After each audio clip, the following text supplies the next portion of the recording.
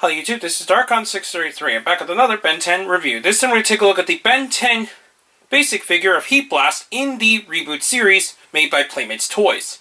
Now, I'm really glad to see this character return for the Reboot series since he's a pretty staple character and it's pretty understandably one of the fan favorites in general for a lot of fans of the original series as well. Especially since he is a pretty good design, even though it is a bit generic. I think Man of Action's team did a pretty good job designing this particular character, and I really like how he turned up in the 5-inch scale. Anyways, we're going to take a look at the box first. The box is pretty reminiscent of the original toy line, since it does have a lot of colors and so on, but it definitely has a little bit more of a different flair that we see from the original series toy line. It has a bio on the back, and shows a bunch of the other figures released in the first wave. So now we're going to take a look at the figure itself. Now, I actually have the original Heatblast figure somewhere, but I decided to compare it with the second version of the Bandai America Heatblast, since it's got the translucent body and it's got the whole flame effects very similar to what we see here. So, besides the size itself, the design of Heatblast didn't change a whole lot. Obviously, the flame design is a little bit different in the way that the overall design in general changed a bit, but it pretty much has the same idea going for it with the new version. Before we look at the accessories, we're going to take a look at the articulation. And this is where Playmates is far superior to the Bandai toy. Just as a comparison, the old toy only had swivels in the head, sometimes joints of the shoulders with a single elbow joint. It only had a standard hip joint and a single knee joint. There isn't a whole lot of articulation you're going to get, especially with this small scale, so there isn't a whole lot going for those figures. The new Playmates figures, on the other hand, has much better articulation, which we'll see now. The head is pretty much the same we see with the small one, although you can't actually turn it 360, so that's nice. It has ball joints at the shoulders with good range of movement, that's really nice. It does maintain the same single elbow joints, but it does have fully jointed wrists. Now what's weird about this is that only one hand has the hinge on the wrist itself, the other one is just a swivel, which is very strange. While it does not have any waist articulation, at least for Heatblast, he has full movement in the hips, which once again beats the Bandai America toy. Single joints at the knees, but that's about it. You're not going to get any other points of articulation. But other than that, I think Playmates did a fantastic job in the new versions of the characters.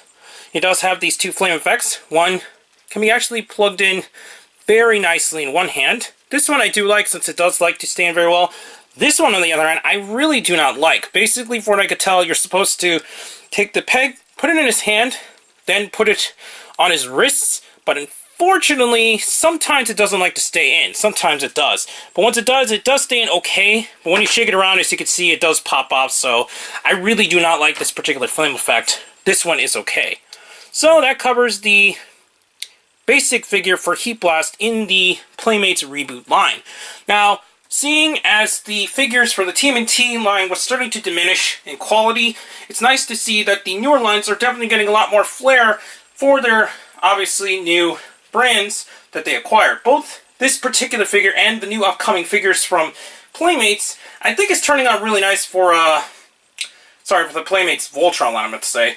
I think they're turning out pretty nicely, and although we haven't seen the Paladins get released yet, the figures they released so far are okay, but it was definitely much better now that we're actually getting fully articulated standard figures from this point forward in the Voltron line, and it seems like they're also transitioning pretty well for the Ben 10 line. So, anyways, I got this at my local Toys R Us. Well, not local Toys R Us, I actually got this online. But it's best to check the online stores, since, as I mentioned in my Omnitrix review, for those who haven't seen it, this particular line is currently a Toys R Us exclusive at launch, but I don't know exactly what's going on with the details with those stores, but seeing as it seems to be going fairly well at Toys R Us already online, I'm pretty sure it's finally going to start hitting the other stores eventually. So anyways, your best bet is to just check the online websites, since they seem to be restocking these periodically, so that's really nice to see that. This particular figures in this line is about $8-9 price point, which is pretty good for what you get. Although they're still pretty basic figures, they're definitely not action-packed with all these ridiculous gimmicks and all that, so that's nice to see that we're just having nice articulated standard figures after all this time. Anyways, please kindly subscribe and check out Hero Club and Hero Taku. Also check out my Twitter, Darkon633, and don't forget to check down the other channels down below. Please check the little bell at the bottom of the screen in order to see my content go up as soon as possible. And be back with more reviews, but for now, I'll be seeing you later, YouTube. Bye.